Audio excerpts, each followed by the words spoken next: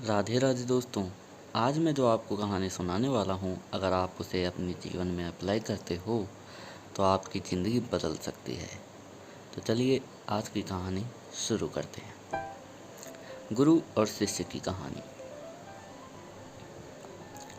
एक गुरु और शिष्य जंगल से होते हुए अपने गांव जा रहे होते हैं।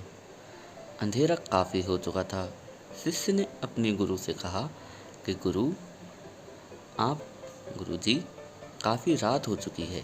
अगर आप कहें तो आज की रात यहीं आसपास के किसी गांव में गुजार लें। गुरुजी ने अपना सिर हिलाया और वो आसपास के गांव में एक छोटे से घर के पास जाकर रुके। अब जैसे ही वहां गए तो गुरुजी के शिष्य ने दरवाज़ा ठकठकाया। उस घर से एक गरीब आदमी बाहर आया। तो गुरुजी ने बोला, हम अपने गांव जा रहे थे, लेकिन काफ़ी रात होने की वजह से हमने इसी गांव में रुकने का सोचा। क्या हम आज रात आपके यहाँ रुक सकते हैं?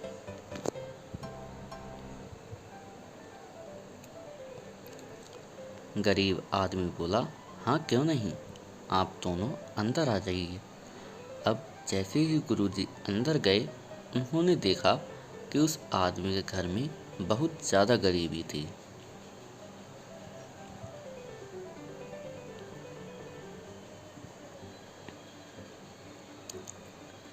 गुरुजी ने उससे पूछा कि आप काम क्या करते हो? वह गरीब आदमी बोला कि मेरे पास बहुत सारी ज़मीन है।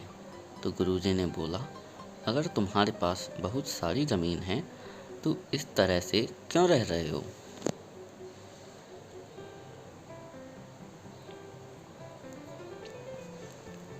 वह आदमी बोला, यह किसी काम की नहीं है। गांव वाले बोलते हैं कि ये बंजर ज़मीन है, यहाँ पर कुछ भी नहीं उगाई जा सकती है और वहाँ फसल उगाना बहुत बड़ी बेवकूफ़ी है।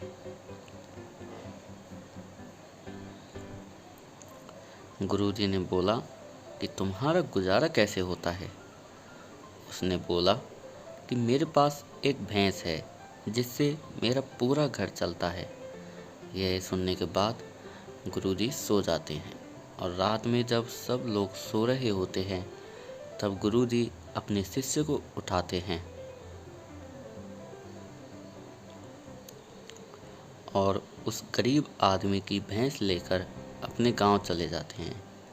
शिष्य अपने गुरु से पूछता है कि गुरुजी, कहीं आप ये गलत तो नहीं कर रहे हैं?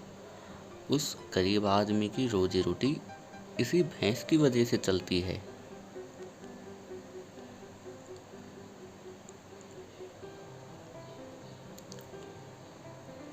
तो गुरुजी अपने शिष्य की तरफ देखते हैं और मुस्कुराते हुए आगे बढ़ जाते हैं।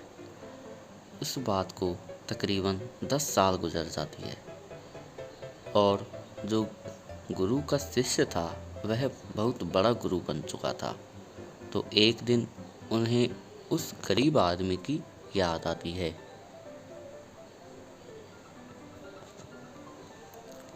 कि मेरे गुरु ने उस आदमी के साथ अच्छा नहीं किया था।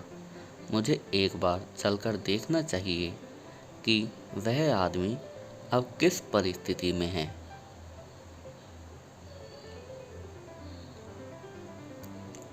वह शिष्य उस गांव की तरफ जाता है और वहां जैसे ही पहुंचता है तो वह देखता है कि जहां पर उस गरीब आदमी का झोंपड़ा था, वहां पर एक बड़ा ही आलीशान महल बन चुका था और उस झोंपड़ी के बाहर जो बंजर ज़मीन थी उस पर फल और फूलों के बगीचे थे। तभी उधर से उस घर का मालिक आता है। शिष्य उसे पहचान लेता है और उस आदमी को बोलता है, तुमने मुझे पहचाना? मैं अपने गुरुजी के साथ आया था। हमने एक रात के लिए आपके यहाँ रुके भी थे। वह आदमी उसे पहचान लेता है और बोलता है कि उस रात आप कहाँ चले गए थे, और उस रात के बाद ही मेरी भैंस कहीं चली गई थी। मेरे पास कोई रास्ता नहीं था, तो मैंने अपनी ज़मीन पर मेहनत की और फसल निकल आई, और आज मैं इस गांव का सबसे बड़ा और सबसे अमीर आदमी बन चुका हूँ। ये सुनने के बाद शिष्य के आंखों में अपने गुरुजी के लिए आंसू आ गए और उसे ये बात अब समझ आई और वो रोने लगा। दोस्तों, इस कहानी को सुनने के बाद आपको क्या लगा मुझे कमेंट करके ज़रूर बताइएगा।